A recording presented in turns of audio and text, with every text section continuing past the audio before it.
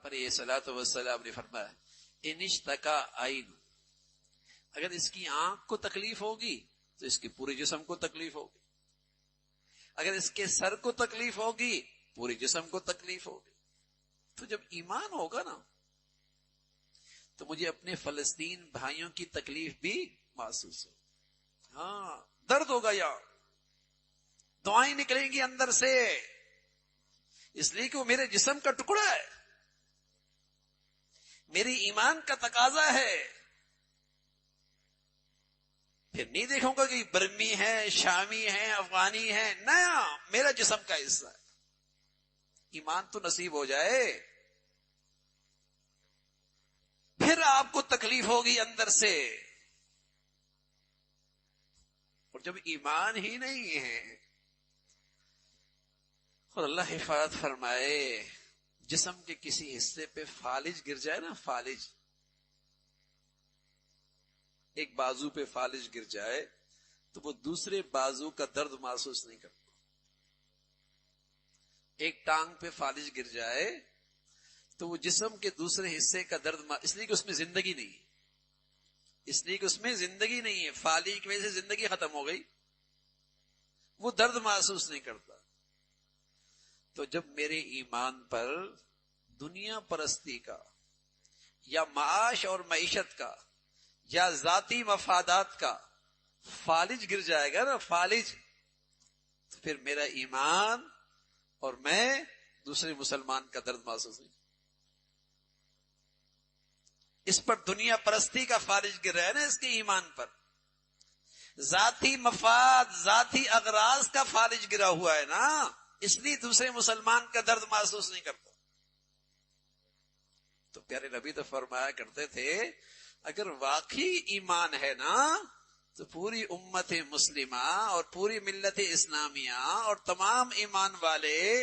ایک جسم کی مانند ہیں، ایک جان کی طرح ہیں۔ بتائیے اگر اللہ ہمیں ایمان کی حقیقت نصواری فرما دیتا اور مسلمان آج ایک جان کی طرح ہوتے، بتائیے آج مسلمانوں کی عزتیں پامال ہوتی، آج کئی مسلمان دنیا میں بے یار و مددگار ہوتا، آج دنیا میں کئی مسلمان بھی بے یار و مددگار ہوتا۔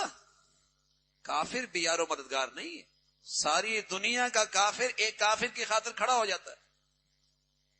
ایک غاصب ریاست کے مقابلے کے لیے ساری دنیا کافر اس کے پیچھے کھڑا ہو جاتا ہے، ایک دہشت گرد ریاست کے لیے ساری دنیا کفر اس کی پشت پہ کھڑا ہوتا ہے، اور مسلمان اپنے بھائی کے لیے نہیں کھڑا ہوتا، مسلمان اپنے بھائیوں کے لیے آج نہیں کھڑا ہوتا۔ ایمان پہ فالج گرا ہوا ہے، اور ہماری بدعمالیوں کی وجہ سے پوری ملت اسلامیہ پر ایسے لوگ مسلط ہیں جو تو نام کے مسلمان ہیں، نام کے مسلمان۔ اگر واقعی ایمان کی حقیقت ہوتی المؤمنون کرجل واحد، ایمان والے تو ایک آدمی کی طرح ہوتے، ایک آدمی کی طرح، ایک جسم کی طرح، ایک جان کی طرح۔ ان کے ایک جان کے کسی حصے کو تکلیف ملے انہیں اس کی تکلیف ہوگی، اس کا درد ہوگا، اس کی تکلیف محسوس کرے گا۔ تو میرے عزیزو، یہ ایمان کی حقیقت ہے، اور یہ میرے اور آپ کی نجات کا ذریعہ ہے،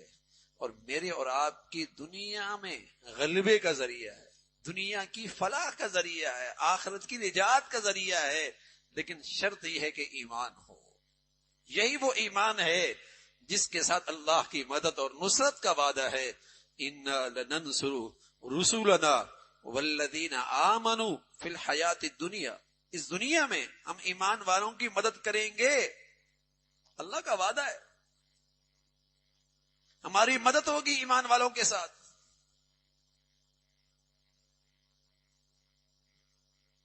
اللہ ہمیں یہ ایمان کی حقیقت نصیب فرما دے، اور ایمان والی تقاضے پورا کرنے کی توفیق نصیب فرمائے، اور پوری امت مسلمہ کو اللہ رب العزت یہ ایمانی وحدت، اسلامی وحدت نصیب فرمائے۔